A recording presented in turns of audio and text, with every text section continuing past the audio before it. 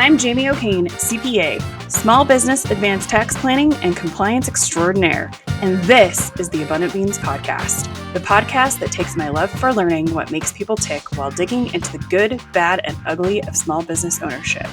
We strive to give you the insight that only those in the trenches of being and working with entrepreneurs can provide. Today, I'd like to welcome to the podcast, Adam, I forgot to ask you. Bratine. Okay. When I called you this morning, I was like, it's Bratine, because I've been saying Brad in my head. I'm sure most people do. Adam is an entrepreneur and strength coach at Lando Performance, who, in his words, is other people focused and strives to add value to people's lives on a daily basis. He is a coach, speaker, influencer, and creative photographer who works to build relationships where people feel a sense of worth and value. His hope is that both other people and he are better after their interaction with one another. Welcome to the podcast. Thanks, Jamie. Thanks for coming. You're welcome. So first question is always the same. What was your first job? My first job, if I think back, I believe it was probably digging post holes That's a new one. On the farm. That's a new one. In Nebraska. That's the first one I can kind of think I can remember, probably because I didn't really like it that much. Yeah, right. But how old were you? Oh, gosh, I was probably, 7 or 8 years old, maybe. I don't know. As a farm kid, you get stuck doing things, going in the pasture, fixing fence, and like you're basically just working from the time that you're born. So. You can walk. You got chores and stuff. Yeah. So That's awesome. You're working with your dad and stuff. So it's fun. So that's awesome. I remember I used to just follow. My dad would do painting, patching, or just whatever around the house, and I would just follow him around and be his helper. Yeah. And I assume it's a lot like that on the farms. What kind of farm was it? We had a farm and ranch, so we raised polled Herefords and put up hay and grew corn and soybeans and different things, So it was a great childhood growing up. Awesome. That's awesome. I'm always fascinated by that because I grew up in the suburbs, but I'm I don't have any idea what it would be like to grow up on a farm. Yeah, it's hard work, but it's fun. It's like an adventure. That's awesome. How did you get into personal training? Actually, I kind of fell into it. I had a degree in biology and chemistry from Hastings College in Nebraska, and I just didn't really know what I wanted to do. I had a neck injury and stuff in football. I played football and basketball there, and I just kind of was I didn't really know what I wanted to do. So not most of us don't come out of college knowing what we want to do. And so I moved out here actually to study graphic design. Oh, wow. And after kind of a year and a half of that, I was working as a personal trainer and decided I don't really want to sit in front of a computer. I have this creative thing that I thought that graphic design was going to fill, but I'm I really like people and I like being active because I was a coach for 4 years at Hastings College, and I just was I think I'm going to go start my own training business. That's awesome. And so I really kind of fell into it. And just because as a former athlete, you just kind of think, well, I can train people.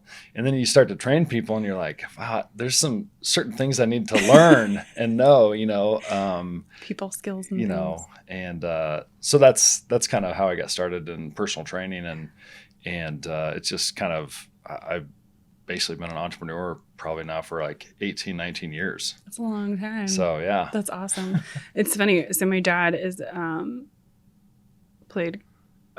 he played football and actually came to Colorado to try out for the Broncos. And I think they all, I think most athletes end up trying to do something athletic, I think, in the long run. He just worked for a company that, that had baseball teams and football teams and, just co-ed. But I remember my dad playing a lot of sports. Yeah. Or working out a lot.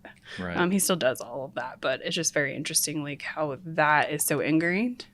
Yeah. Especially for people who played, through college. I think some of us find our athleticism later, like I have, but some people have just been doing it forever, and it's ingrained part of your lives. Right. I just find that very interesting. So tell us about your journey to your current position at Lando. Well, I think it's just, a byproduct of building relationships and knowing people. So Lauren Lando, the owner of Lando Performance, him and I basically met at a muscle activation techniques course. I would say probably 15, 16 years ago. And actually it's probably more like 14 years ago. And, there's some people that just come into your lives and all of a sudden you just have a connection with them. Yes.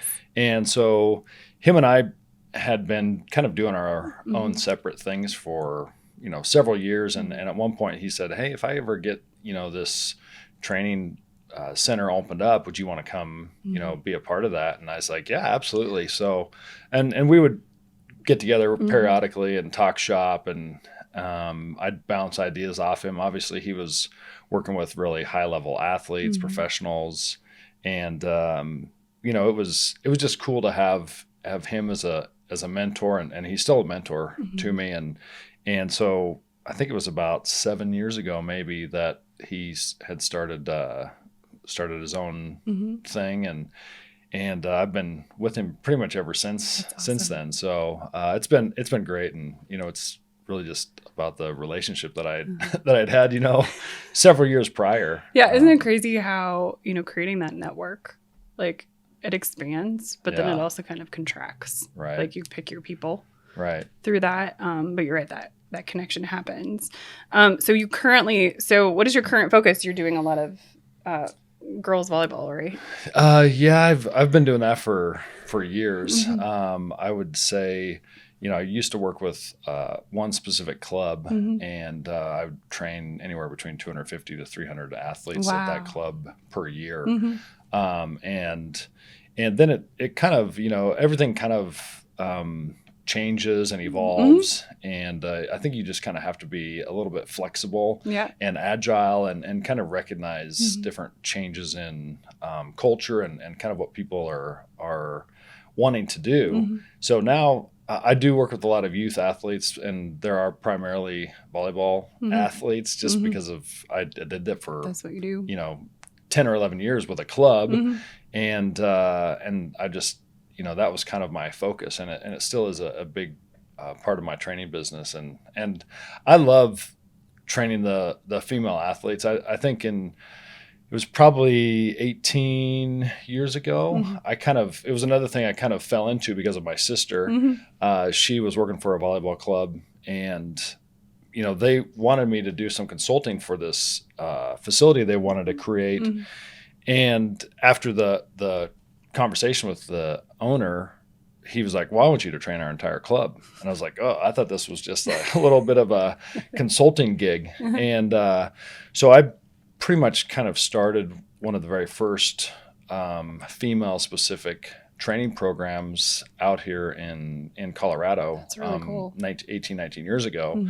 And, so going from coaching collegiate football players to coaching 11 to 17, 18-year-old volleyball girls is a huge demographic switch. It is. Right. So there's a lot of things I had to learn and kind of work through, but it's great. And I love just the, seeing the confidence that they have and working with them, because it's different working with females than it is to work with males. Well, and training females is different, right? Yeah. We have different ways that we move. We have different ways that our body gets injured. Like, it's all just very different. Yeah, I think it's there's lots of similarities. I think more so it's a little bit more of the kind of the mental piece, and kind of like behavioral psychology almost. Right. It's like, and I actually at one point I had the idea to maybe write a book, because I could, and I'm still kind of working on a separate book, but the book I wanted to write was how to train the female athlete at the different ages, right? Because at 10 or 11 to 12, they have a certain kind of mentality, right? And then at 13 to 14, it shifts, and Things they evolve. Become a little bit more independent, thinking they know everything. And then, and then the 15 and 16-year-olds is another change psychologically. Yeah. And then at 17, 18 years old, it's like, I don't know. Sometimes you don't know what you're going to get there, but it's fun to see that kind of evolution and how they mature and change. And they're just the relationships you build with them. That's really interesting. It actually kind of takes me back to high school because I played basketball and volleyball and lacrosse. But you're right. Like they would train the JV people different than the varsity. And then like the juniors, like it would just be like fundamentals usually. Yeah. But it was more fun usually so that we would continue to want to play later. I think, so they think they just kind of shifted all those things just like not consciously, but they just treat us all differently. Right. Or they taught us differently. Like they would just run varsity, because they're like, we just need to get some of this energy skills out of them, right. Or whatever, just so they will lessen or whatever. And then they would, not do that to us until later usually. But, oh man, suicides. I do not. Not sad about not having to do that anymore. So how have your beliefs about strength and performance changed in all the years that you have trained? Well, I think I've gotten, I've kind of just went back to the basics. Mm-hmm. I think for a period of time, if you being in the industry for as long as I have, I've had a lot of great teachers and a lot of great mentors, and one of the best teachers and mentors was a guy named Tom Purvis in Oklahoma City, and it really boiled down to kind of the understanding the physics and the application of the forces that you're putting on your body. Mm-hmm. And there's been and there still is a lot of, I think, kind of gimmicky things, mm-hmm. and it's kind of a feel versus real mentality. Mm-hmm. It's like, it might look like it should transfer to the sport because I'm lifting a weight that looks like part of my sport, but mm-hmm. it's actually probably doing more harm than good. Mm-hmm. So I always kind of tell people I'm probably one of the most boring trainers mm-hmm. there is, mm-hmm. because there's certain specific things that I do, it doesn't have to be fancy, mm-hmm. Because sports is really about how much force can I develop in as short amount of time, because I want to be quick and I want to be powerful. Mm-hmm. I also want to be really good at something very simple, because mm-hmm. in sports, if I make it too complex, right. my brain doesn't have time to think about mm-hmm. it, right? So really it's just grooving and whether it's a movement pattern that mm-hmm. we want to do, like we break it down and kind of use a concept called chunking. Mm-hmm. So there's a book called The Talent Code that kind of talks a little bit about mm-hmm. that, and it's about breaking down a complex task into its most simplest components, mm-hmm. and then once you do a bunch of those individual parts to it, then you put the whole thing together. That makes sense. Right. So then it's kind of how people learn music, right? You learn it in phrases or stanzas, mm-hmm. whatever the term they use. I was in band. I played the saxophone, so I should remember. No. But then you learn the whole piece, mm-hmm. right? So I think from a training standpoint, I think I've simplified a lot of things, and I keep things simple, mm-hmm. and that just aids in an athlete's confidence and a person's confidence too. Yeah, because it's that repetitive, right? The repetitive lift or the repetitive movement or right. whatever that actually does translate to better performance for them. Yeah, absolutely.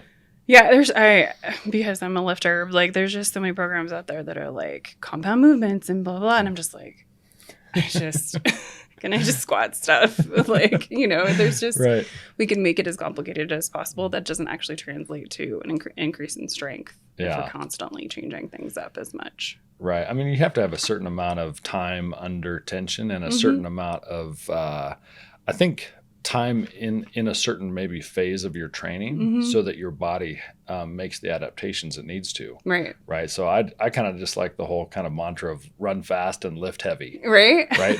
But within that, there's parts where, hey, I need to deload and take some stress off my body so my body can we can come repair back. Itself. Right. Because I can't constantly keep on the up and up trajectory mm-hmm. Without eventually breaking down. So we have specific breaks inside of training programs and training blocks that allow athletes to take advantage of mm-hmm. those of that recovery process. That's really cool. I've read a bunch of different books on training and I've done, different programs, but I just did one where it was literally, it's a 4-week program and the first week was a deload. Mm-hmm. So you do, the new movements that week, but you'd go light and you'd figure out how it works. Right. And then you gradually add to that Right. fourth week, Mm-hmm. and then you deload again. Right. And the deload weeks are always my favorite.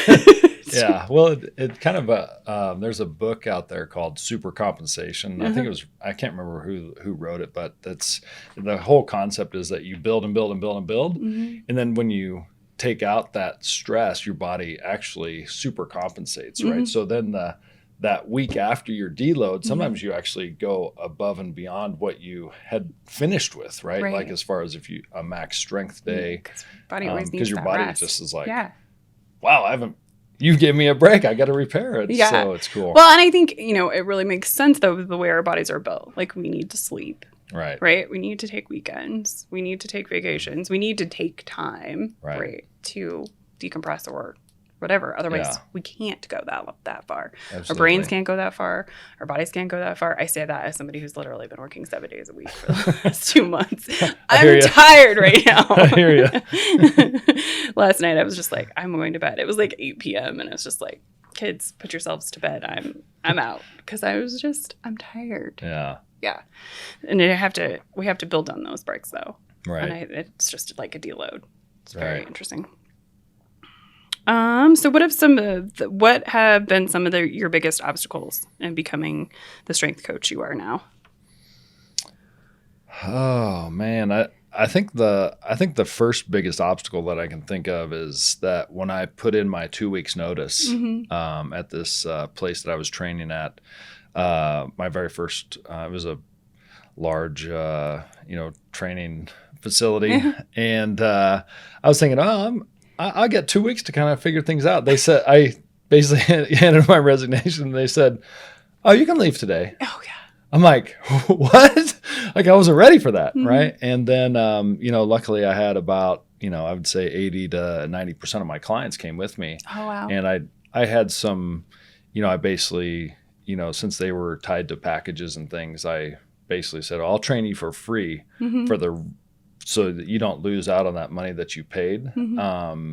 And they were appreciative of that. And then eventually through life and through schedules and people moving, all of a sudden I went from being really, really busy to being not very busy. Right. And I didn't really know how to get clients, because I always had an influx of clients. And once I had people in front of me, I was able to connect with them, and they, signed up for training all the time. So, that was my first, I think, time where I hired a business coach. Oh, yeah. And he gave me certain tasks to do every week. So I didn't really come from a business background. I was just an athlete, and A lot of us I don't. did a lot of these things. So you kind of just figure it out as you go. It's so true. And, so I would meet with him on a weekly basis. He would give me certain tasks to do. So important. And at about, I would say about 6 or 7 months in,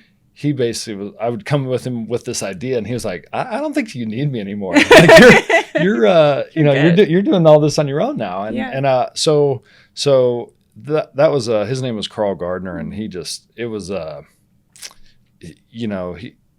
what he taught me there and really kind of helped set the stage for all these other little challenges I would encounter and go through. But that was probably my biggest one. And it took a period of time of doing that consistently every day. And that's something that I talk about with my athletes, to get to the point where actually you're seeing the return of those investments that you made in, handwritten notes or making some phone calls and asking for referrals and, building other relationships with people that might want to or know people that would refer to you. So that was probably one of the biggest challenges. I think most people who start their own business very quickly realize they didn't know how to run a business. Right.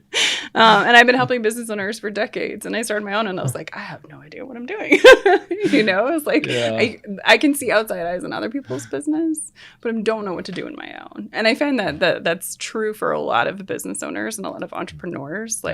If you could look at my business from the outside, you could tell me what to do, but when you're in it, it's really, really hard to know what the next thing is. Well, and I think as entrepreneurs, I think people on the outside, they look at it and be like, man, that's so cool that you have your own business. Like you can take time off anytime you want, or you get you can go do this. And I'm like, it's not as sexy as what it seems like, right? Like you don't see the day-to-day struggle or the emails and like how late at night you're working or putting things together for people. It's just like, so it's, there's great things about it. Oh yeah, totally.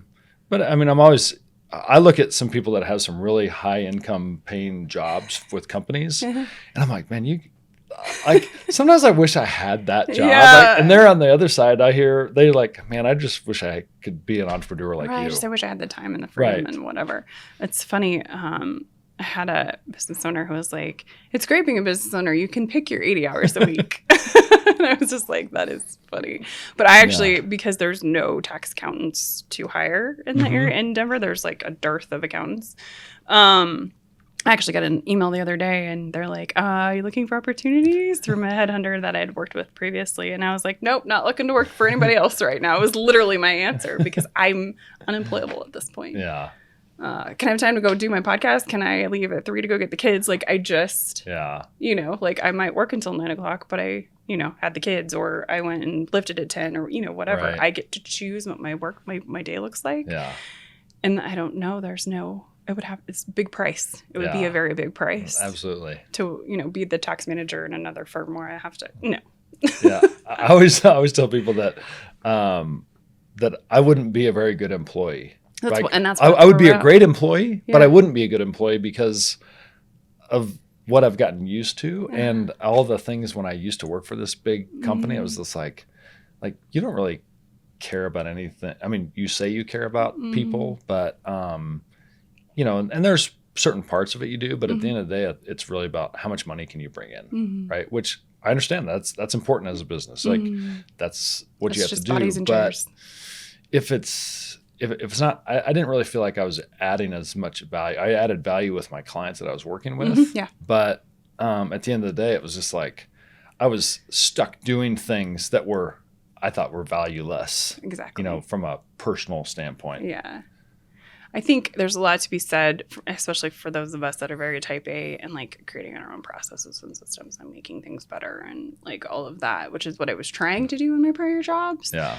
But there was just too many people or there just was no buy-in or whatever when I'm just like, well, this could be better and this could be better and this could be better. And they're just like, okay, whatever, or this is how we've always done things. Okay, well, obviously my talents are not, because processes and systems are something that I love to do. Yeah. And every time I see like a better process or system, like if people aren't going to buy in with me, I'm just like, I'm out. Yeah. Like you're not using me to my full potential to make things better for you. Which is, one of the reasons I stopped volunteering because I would end up in this place where it's just like, this could be better and this could be better. We could be, bringing our volunteers in better. We could be, there's all these different things we could make this better for everybody. Right. But you refuse to even like dialogue with me about it. Yeah. And it's just like, but you want me to run stuff. It's like, okay, either I'm making it better or I'm out. Yeah. So how did you get started in photography? That was, I've always kind of been interested in photography. I took a photography class in college and I would always have a camera with me and I kind of would, view things through a camera lens. Like that's kind of the creative side to it. Like I'm very analytical and I'm very creative. So it's sometimes it works against me, right? I completely understand. I also have that brain. So it's like, so I feel like I'm always wanting to learn something. I always want to do something. I want to, so. And then we also do a lot of analysis paralysis because we're like, this is creative, but it's not analytical. How do we make them, this looks pretty, but does it work for us? It's totally, I completely get that brain. Yeah.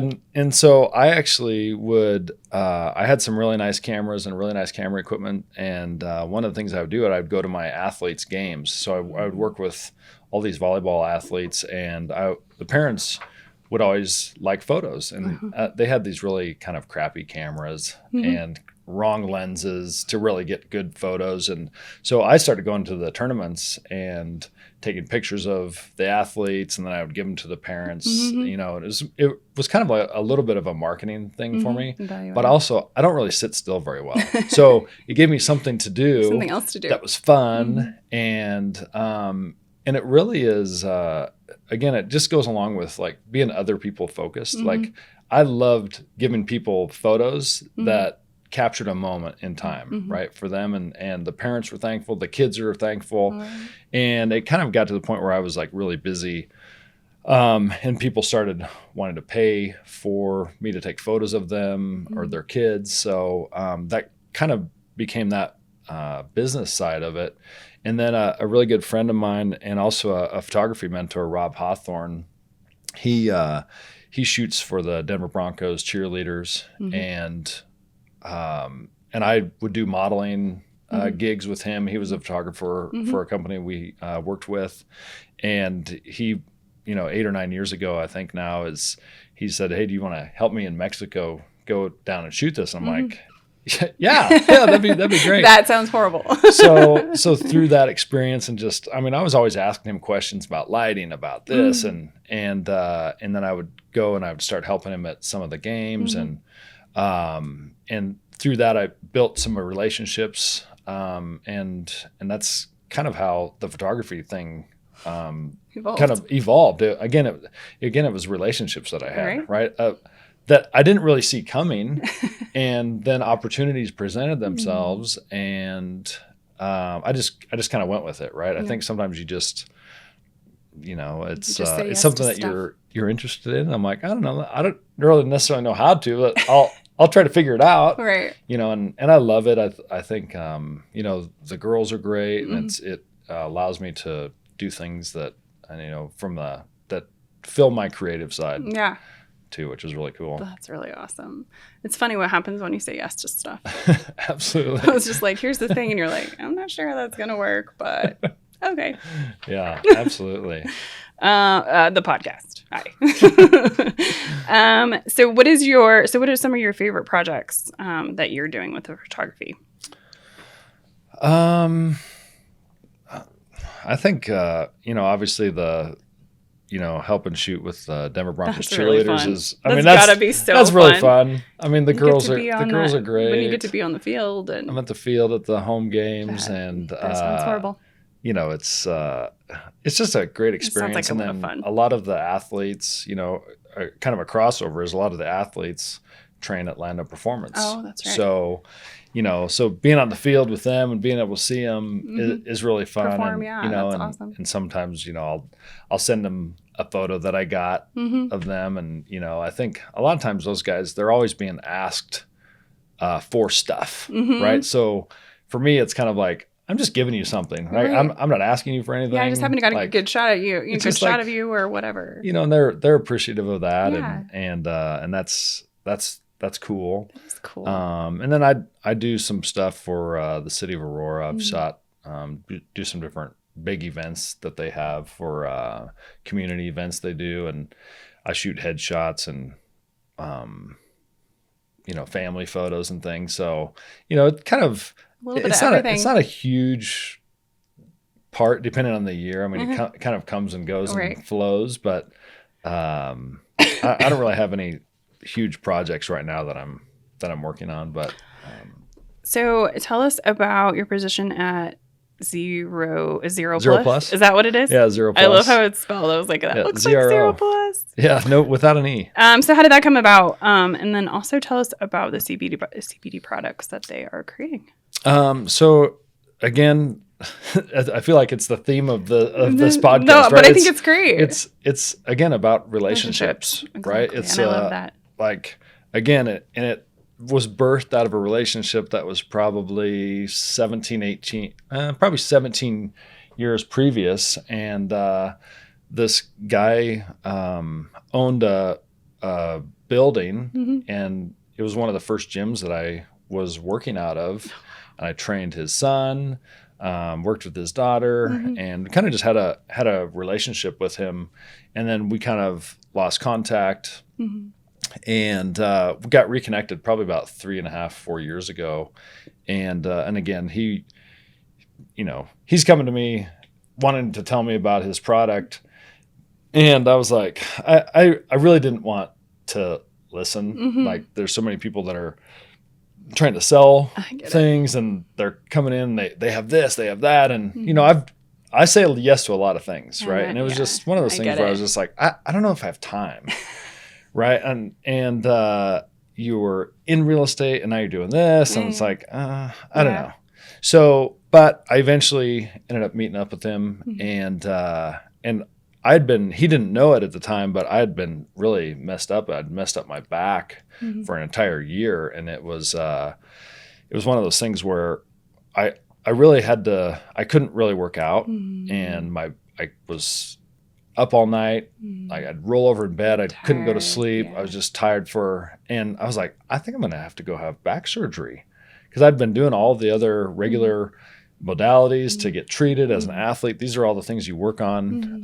This is what usually fixes it, but nothing was fixing it. And so when I met him at Starbucks, he looks at me like, what's going on with you? And I was like, I don't know, someone jacked my back up like a year ago. I think it was just the cumulative effect It's of so hard playing to football. be in that pain too. And, as an athlete, and if that's part of my job, like, you kind of get a little bit depressed and kind of just like, just tired. So he slid this bottle over to me and he's like, put this on your back. And I was like, in here in Starbucks? And I was like, okay. So I put it on my back, and literally within a few minutes, my back pain goes from like about an 8 to maybe a 2. I'm like, is this like a placebo? Like, am I just thinking this? Like, is there like something funny in there? So next thing you know, he says, well, just, until you use it and can have the experience yourself, like we won't be able to have the same kind of conversation. So take this, use it for 2 weeks, and then let's reconvene. I'm like, okay. So I take it, I use it every day. And one day in the gym, I was like, my back doesn't hurt anymore. And the only thing I've been doing was putting this on my back every day. And I was like, so I called him up and I said, hey, I've been using this on myself, and I put it on a few clients. They have the same experience that I have. And I want to be your director of marketing. I'm like, not that I need anything else to do. Yeah, but I'm gonna help you. Yeah. But I was believe so much in this. As much as it helped me, and as much as I was seeing it help other people, and I was just like, I can't not be a part of this, right? And so again, it kind of evolved out of a relationship that I had built, several years prior, right? Almost more than a decade. So tell us about the product. So it's a CBD product, is that correct? Yeah, so it's a CBD product. Doesn't have any THC in it. So professional athletes use it, police officers, military, anybody that gets drug tested. So we were one of the very first tea-free products out there, and we have a patent pending process to basically get more of it into your system. Oh, wow. So a lot of people have been wanting to talk to us about white labeling it for them. We do everything now from extraction to distillation. Oh, wow. So we really know like what goes into the product. And we just, we kind of set ourselves apart through the patent pending bioavailability piece. And, it's been a process and a journey, to understand how this works, and to understand how it works, just like compliance issues, like there's a lot people like not really understanding. We're really big on the education, so everybody thinks, well, CBD is THC, is it going to get me high? I'm like, no. They're like, well, if it doesn't have THC in it, it won't work. Yeah. And we're like, no, actually, we've solved that problem too. So there's just a lot of questions people have, and it's kind of the wild, wild west. Like, there's so many people that are doing it. And I think at the end of the day, I think we'll be left standing just because we have something that's unique, and we're very transparent and honest. Like, we've been burnt several times by people that, tell us one thing, that we're getting and it's not, because we send every product to a lab to get tested. And we've had products that are sold over the counter that say they have 0 THC in it, but then it comes back as 2 times higher, right? Or their CBD content is actually less or barely noticeable when they're saying one thing. So, so because of that, we kind of help people navigate through some of those processes, but we also have to be, really careful and transparent. And it's, it's like anything else. It just takes longer than what you think, right? It's much harder than what you think it's going to be. That's very true. And, I think at the end of the day, again, it's about building relationships, being honest. Yeah. But it's a product that works. Right? Yeah, absolutely. So it's healing. So it's able to heal. Well, I think I'm very careful with how you say healing, right? Because I think giving the body what it needs to help get it into proper regulation, your body's able to heal itself. Yes. Like, I wouldn't say that our product necessarily heals something, right? It just creates the environment. It creates an environment that now, what God created now can actually It's work. very interesting, because I've used CBD topical products in different instances, but like I've used it on bruises, and like the bruise is gone in like 3 days. Like, it's just, they do something, like they give your body something to help it heal itself faster. Yeah, and we're one of the first, if not, I don't want to say only, because I'm sure there's got to be somebody else out there, but there's no other companies that I know of that have used brain mapping to validate what's happening. And we have brain mapping imaging, 3D imaging from doctors, third-party doctors, that say your product works in 5 minutes. Wow. And they've also made the we've had 2 actually different brain mapping people make the comment that in 2 to 5 minutes, your product does what 20 neurotherapy sessions does. And that's anywhere between $3,000 to $4,000, right? So we're doing CBD to the, what is it? The endocannabinoid. Endocannabinoid. Endocannabinoid. I cannot say that word. This one's a hard one, but I've been learning about this one. We had Sarah Andre on, and she's one of the foremost on the veterinary cannabis side, one of the foremost researchers and gatherers of research. So she was on just a few weeks ago. And so we talked a lot about the endocannabinoid system, and I'm so fascinated. And animals, we actually created some for horses and pets, and animals tend to have a really, really heightened sense when they get it, even more so, I think, than humans, of it being very beneficial. I mean, we've used it with performance horses.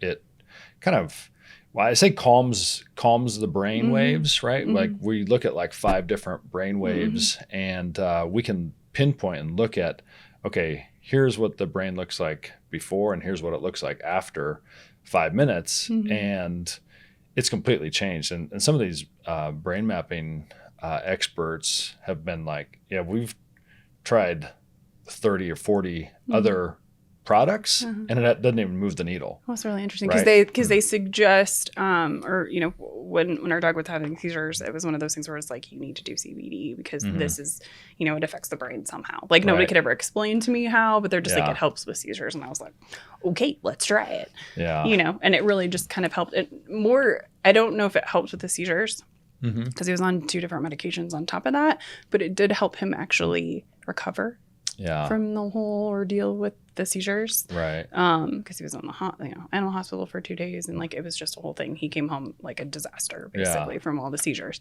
but he healed from all of that. And I think it was the CBD that it maybe didn't really like do anything with the seizures. I don't know, but he actually like bounced back for us, which was very interesting. I think anytime you have anything that going on in the brain, like we have brain mapping images of somebody who has a head trauma, right? A concussion. So you can see in the brain where the spot at which they get hit, and then the spot where the brain hits the other side of the wall and comes back, and then it's a dark blue color, right? The bruising on the brain. And that basically means that the brain is operating 2 to 4 times slower than normal. And in 5 minutes of taking 0+, this person's whole or right side of their brain comes back online, the spot at which the impact occurred is completely gone. And it's like, wow, how do you not, it's almost, once you know that information, it's almost, like, why wouldn't you use it? Right. It's like, really, are you just going to ignore it? Yeah. Really. So, that's really interesting. So we always say that it's, our product is, CBD, backed by science, validated through brain mapping. I love that. Because, everybody wants to know, like, what is it does it work? Like, yeah. Is it just anecdotal? Are you just saying that? We're like, actually, no, here's 30 slides that show what happens before and after. Yeah, the before and after. That's really, really cool. I know there's just a lot of like, just because of the, regulations and, there's a lot of people that are just like, there isn't any research, but there really is research. Yeah. And we're watching research come out of Brazil and Australia and just like a bunch of different places where, and I know they're doing a lot here too, since, because the way that Colorado does the compliance, it's lent itself to more research for THC and CBD. Right. Absolutely. I think it's such an important potential medicinal. Yeah. For all of our well-being. Yeah, absolutely. Very cool. All right. So what has, I know how you're going to answer this, but just do it anyway. So what has been the biggest key to your growth and success? What's been the biggest key? Well, obviously, I don't know if you're thinking of the same answer that I am, but really, it's just relationships. It's those relationships. Isn't it crazy? Like somebody you've met like more than a decade ago comes back into your life, right? And some, or they think of you because of something. Yeah. Because you created that relationship with them. Yeah, I think it all boils down to relationships. I mean, no matter what we do, whether it's business wise, whether it's, it's like you're building a little bit of equity with somebody, right? And until you have a relationship with them, it's like people aren't going to trust you, right? Or maybe your relationship is something where they don't trust you, right? Or you don't trust them because maybe they weren't, on the up and up. They didn't have integrity, right? And I think that's something that I really try to do. I wouldn't say that I'm perfect at it all the time, but I think when you're coming from a place where you can be honest with somebody, you're not just feeding them a line of BS. When you're authentic, right? When you are who you are. And it's, there's a book I just started reading. It's by one of my favorite pastors. His name's Darius Daniels, and he just wrote a book called Relational Intelligence. And in it, he talks about how you need to put people in different parts of your life, right? And I'll probably botch what he says, but he says you have to love people appropriately, value them equally, but treat them differently. Right. And I hadn't really thought about that until he said that. I'm like, wow, that's very impactful, right? Because really not everybody deserves a place right in your immediate,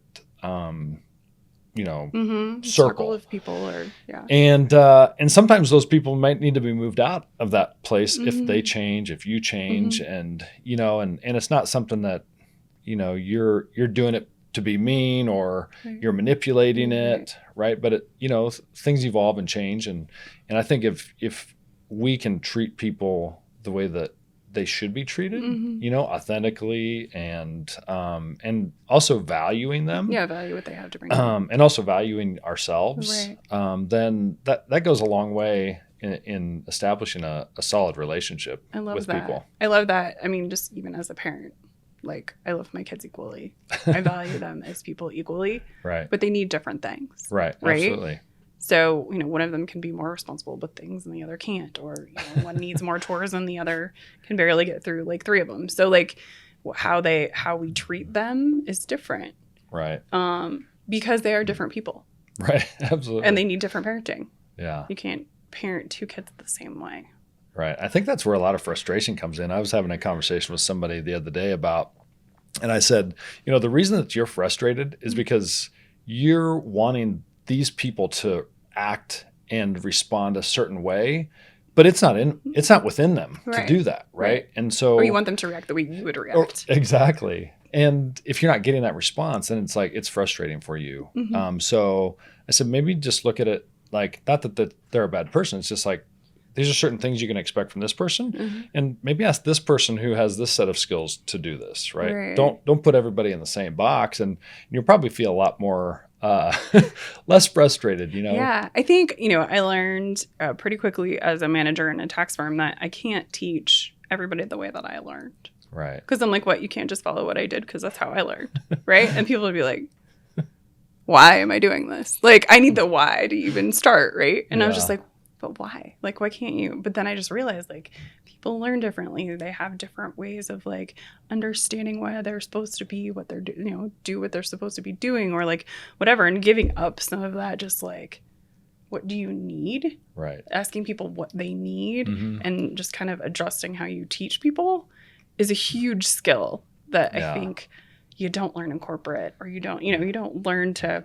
because it's just like, but this is how we do things. Yeah. And so one of the things I've really learned is just to be like, here's what needs to happen. Figure out how to make it happen. Right. Yeah. Or like, this is the end goal. You create the process. Yeah. That's fine. Right. It's totally cool. So I just think, it's hard. But again, it just goes back to everybody has different priorities. They have different ways that they learn. They have different things that are important to them. Yeah. Well, and I think my mom was a teacher. So, it was, there was always, you learn either kinesthetically, auditorially, or by sight. Visually. Right. So it's like, I feel, touch here. Right. So, I think one of those things is that, if you can, the faster you can figure out how somebody learns or how your communication style needs to be with them, then, you're going to be a lot more effective in building that relationship and not making them feel like, oh, they're stupid, or you're feeling like, right, why aren't they getting it? I always put it back on myself. Yeah. Like, if they're not getting it, I haven't explained it correctly yet. Exactly. In a way that they understand. So right. Just repeating ourselves doesn't usually get us anywhere. No. Yeah. But that's a sign of insanity, right? Right. Do the same thing over and over again. Expecting it's always funny when result. if I ask somebody a question because they don't understand, they just tell me the same thing, and I'm like, that's not what I asked. Still don't understand. Try again. But when we create it really is back to those relationships. And it's funny because a lot of the time what I do with like the tax returns and stuff, people just is like transactional a lot of the time, but they don't want that. They want relationship. They want relational. But then they don't want to pay for that. Right. Right. Because it's like, I just want tax returns, but also, can you answer all my questions all the time? But don't charge me for any of that. It's just like, do you want a relationship? Right. Or do you want a transaction? Because if you just want a transaction, that's not going to really work here. Right. Because I'm constantly thinking about my clients. I'm constantly thinking about how we can help them. Like every time I meet somebody, I'm like, ooh, would they be a good fit for their business? Like I want to watch people grow and thrive and things like that. And it's just like, anybody can do your tax returns. Right. True. So what's next for you? You have some volleyball stuff coming up. What is next? What is next? What is the other things on your plate right now, Adam? Gosh, those are, I feel like the next thing is, I don't know. There's been stuff, I think, percolating like over the last 6 to 8 months. I'm not exactly sure what that looks like yet. I know I've been getting into more speaking, more teaching, trying to kind of expand kind of my reach and my touch. Right. I think I get that. I was even told by somebody on a podcast I did a while back that's like, you should think about doing a podcast. Like you're really, and I'm like, I don't know if I'd really be a good interviewer. I can answer a lot of questions. Yeah. So, but the more that it's come up, you learn to host. The more that I think that that might be something in the future to do. I'm kind of open right now to seeing what's next. I mean, obviously, building out our CBD business and getting that kind of off the ground, a more sustainable fashion is very important to me. But I want to do something that continues to add value to people. And I think, I read a lot of books. I listen to a lot of podcasts. I have a lot of knowledge in my head that I just think everybody else already listen. I think they do all the things that I do, and I'll say something like, I've never heard that before. I'm like, really? I've heard it like by 5 different people this last week, but I think it's the environment that I've created that. That's very true. Like I'm a student of learning. Like I feel I don't go to bed at night until I'm exhausted, right? Because I feel like I'm always wanting to learn something. There's always stuff to learn. And I feel like if I haven't learned something, then I haven't been productive that day. That's really cool. And, sometimes that makes me even more tired because I'm like, I need to learn this. I'm missing out on something, right? But my brain just works that way. And I feel like I have a lot of things to share. And again, I think that's moving out of my comfort zone again. Yeah. Right. Denzel Washington, I think, said one point, he said, ease is the greatest detriment to success or something. Yeah, no, that makes sense. Ease is a greater threat to progress than hardship. That's what he said. Yeah. And I was like, yeah, because if you're not, it's like working out. Fire, man. If you don't work the muscles and you don't challenge them, then they're not going to get any stronger. Yeah, just go home and take a nap. So yeah, exactly. Okay, then you're just going to stay the same. Yeah. So no, I think that's really true. And I think, the purpose, and we've talked about this, the purpose of this podcast is to give people, some inspiration, because business owners live in silos. They're all by themselves, cranking away on what they need to be cranking away on. And if they can listen to something that is moving their business forward in any way, shape, or form, which on this one, go meet more people, because it's so important. I've made connections in the last few weeks that have opened doors for me. Yeah. That, I was going to have to start, trying to slam through. But they're just like, here you go. Oh, and here's an easier way to do it. And it's just like, okay, I hear you. I'm just going, we just creating those relationships and meeting people, within 30 minutes, some people are just like, hey, you should come to this and come do this. And here's an easy way to do that. And it's just like, okay, I get it. Cool. I'm there. We'll figure out how to make it happen. But if you're not intentionally doing that, it's really easy to not grow. Yeah. Well, I think one of the things that I always got from my clients was I would train different CEOs and business owners. And even at that point, I was always listening to them and asking them questions about their business. Yes, right. Because I'm like, I can learn something from this person, right? I have an hour with them. Like, we're going to get through the workout. We're going to do all those things. But like when I'm resting, like I want to ask you about your life. Right. And I think that's also part of you building a connection with them. Right. I'm authentically and, interested in learning about them as a person, right? Because the more I learn about them as a person, the more I know how to interact with them and what they want for that hour, right? I mean, some people don't want to talk, so I'll just like, okay, boom, this is what we're getting through, right? Yeah. A lot of times people just, the day's hard. They want to have a win, right? So at the end of the day, I want them to have a win. I want them to feel successful.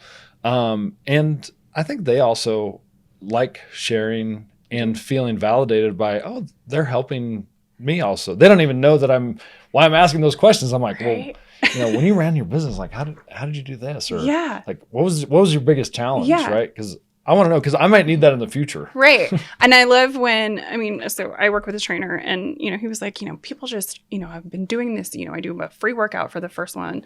He was like, and then people don't show up. And I was like, well, just start charging for it. And he was like, oh, and he started charging for it. And he goes, that is the best advice anybody's ever given me. And it's just like, I'm here anytime, like if we can see and help other people handle their pain points, we create a relationship with them. Absolutely.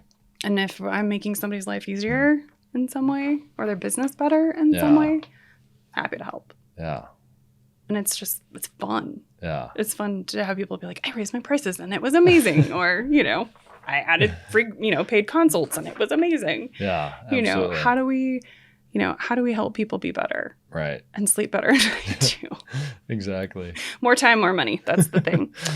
Okay. So before I ask my last question, what is the easiest way for people to find you? Well, they can go to my, they can call me. Do you want me to give that phone number out? You can. If you they can want call to. me 303 726-7259, or they can email me at B as in boy, RATTEN @mac.com. Okay.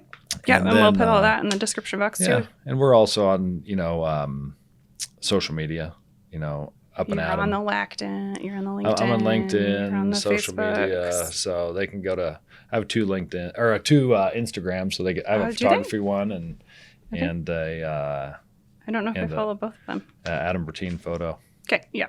So, and then obviously if they want to know anything about Zero Plus, they can just go to zeroplus.com, which is ZROPLUS. And we're doing some revamping this month, just to keep up with the time, change all the things changing all the time. So anything people want to know, they can call me, email me, and love to add value to whatever they're doing. You people who give out your phone numbers are brave. My introvert goes, no, thank you.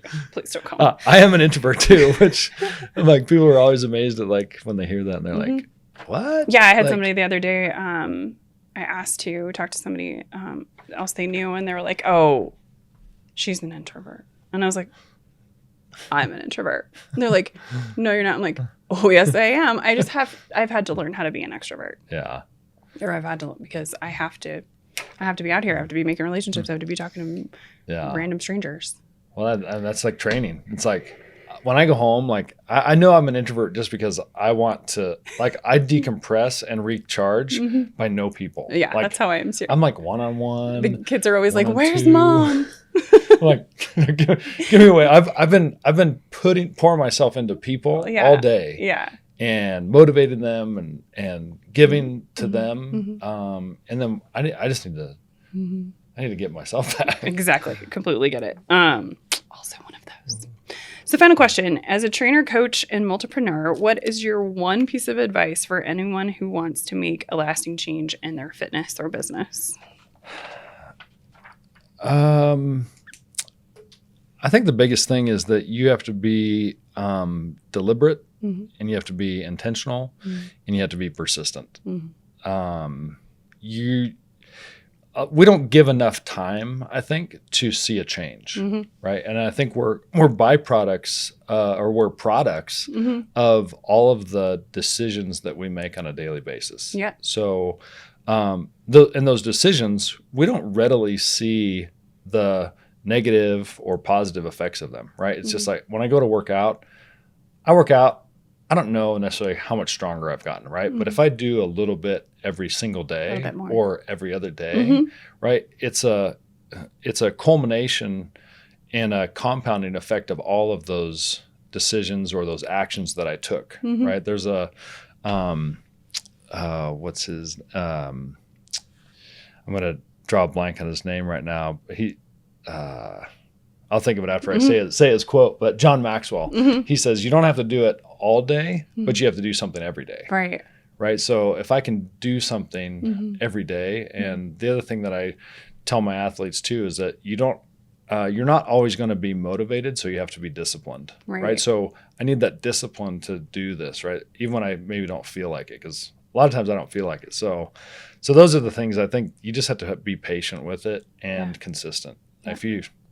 If you're not going to do those things, then it's going to take you a lot longer. You're just going to get depressed and probably stop doing it, right? So you have to give it, they say it takes 21 days to build a habit. Like you better give yourself 2 to 3 months. Yeah, I think that's really true. And I think, just even with working out, just do something.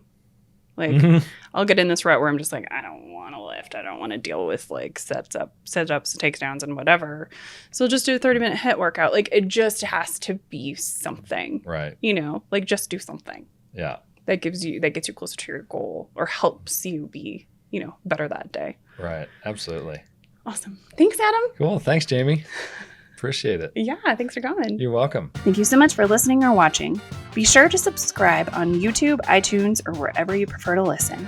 If you learned something and found some useful information to apply to your business today, please consider giving us a thumbs up and a review. Until next week, be abundant.